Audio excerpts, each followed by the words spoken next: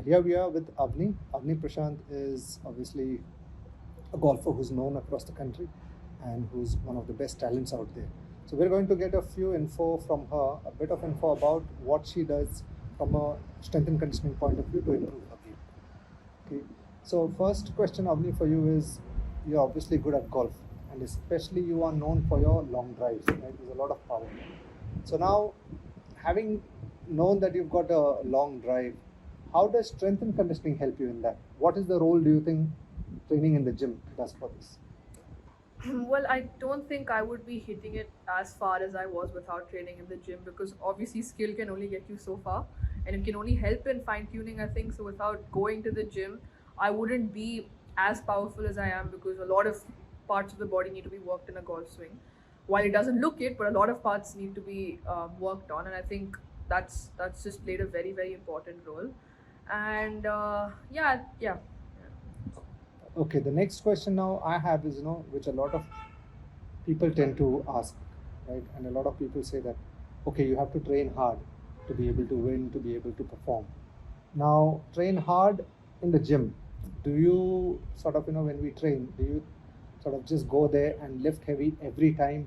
You come back from a tournament and straight away it's hard. You go to a tournament, it's hard. You never give up. Is that how it works with you? No, not at all. So we've been working together for what, 4 years now, I think. Yeah.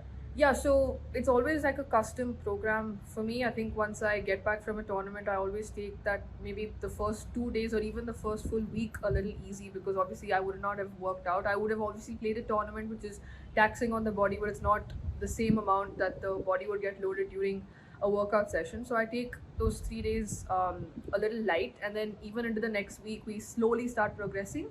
And when I'm in a tournament, it's more maintenance rather than pushing, because you don't want your body getting sore the next day, obviously. So it's just more of maintenance, recovery, and stretching and everything. Okay, what happens, if players say train all the time hard, and there's a lot of players who obviously do that, just come and they think, in the gym, I need to be pushing, maybe, train so hard that every time I leave the gym, I'm sore. Why not? Now you've explained, of course, that we do. I would want people to know why not. What would happen? Let's assume I just push you every time you come, even if you're tired. Well, you're not giving the body the time it needs to recover. That's one, and then you're getting stressed out for no reason, which can cause injuries. And then, obviously, all of us athletes, after or before we go to play, we go to the gym. And if we're going to the gym before we go play and we're very sore, practice sessions will be really bad.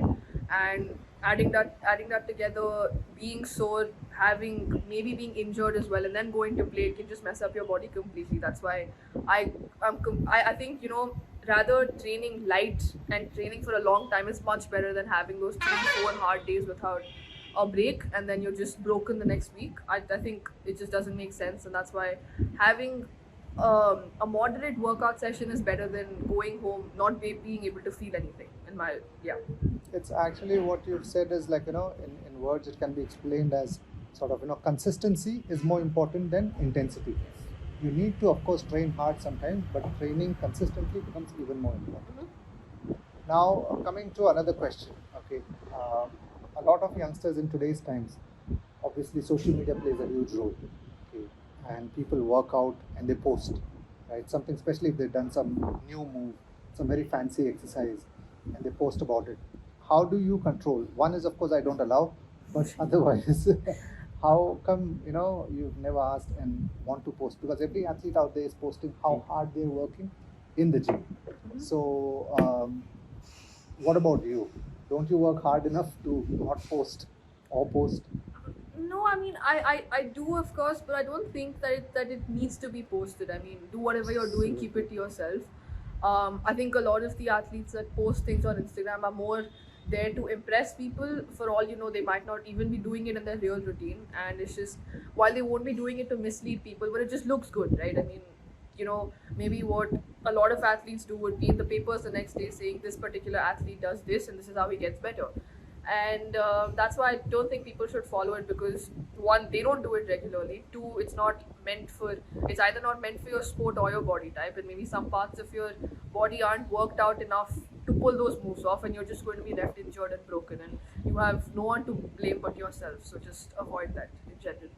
Okay, now coming to the next question, which is about strength and conditioning. Very important. Obviously, you have to be strong. You like to lift weights. What happens if somebody just trains? Why not?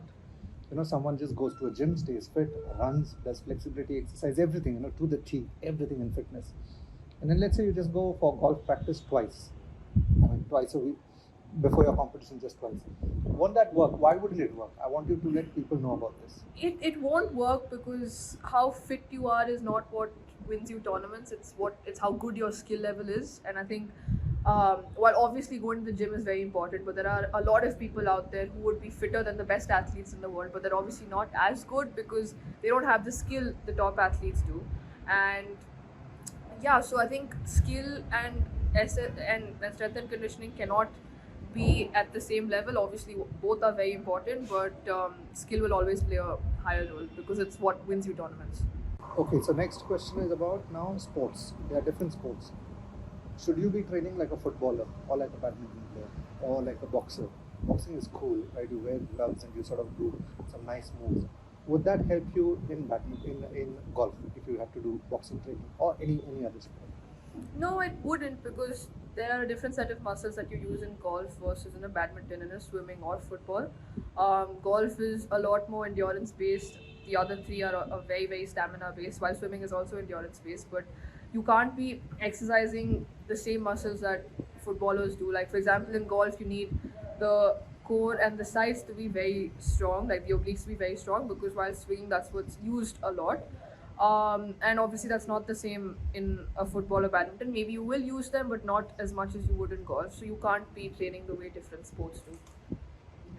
And also something I think people should realize and remember is that different sports require to produce power with different equipments. So a golfer does it with a club, a footballer will do it with his legs, a wrestler with the whole body. So I think that's important for people to understand that you just cannot copy, no matter how tempting it is. It's a different sport. Yeah. And even the gym training has to mimic what people do. Okay, now from a player's perspective, right? You play competitions, some go good, some don't go that well. What is it that's different? Why is it that sometimes, not just you, I'm sure you've followed so many other athletes, sometimes they win, sometimes they lose. Why can't you just win all the time? I mean, I know it's a very kind of base question, but why can't you just win? You prepare, go, win, win, win, no losses. Can that happen?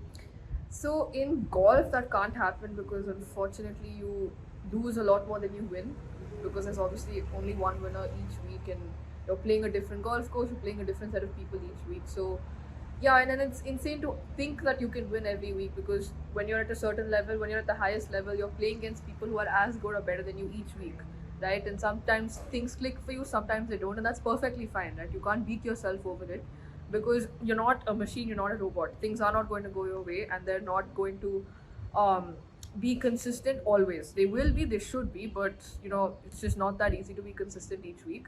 And yeah, I mean, just sit back, analyze. Once you know what's gone wrong, forget about it. There's no point of talking about it, ranting about it doesn't get you anywhere, and definitely not ranting about it to people to get you sympathy doesn't help. Just be very process oriented with how you deal with failure. And once you know what's gone wrong, talk to your coach, talk to whatever you think has gone wrong, talk to talk to the experts in your team, and then figure it out from there. Perfect. Thanks for that, Avani. I hope that helps a lot of people understand how an elite athlete thinks and works with strength and conditioning, and even in their own sport. Okay, so this whole idea behind this series is to get people to understand their viewpoint and not just us who are the professionals. We obviously have a certain view, but then we also have to know what's coming from that side, and that's obviously more important because they're the one who play. So thanks again for that.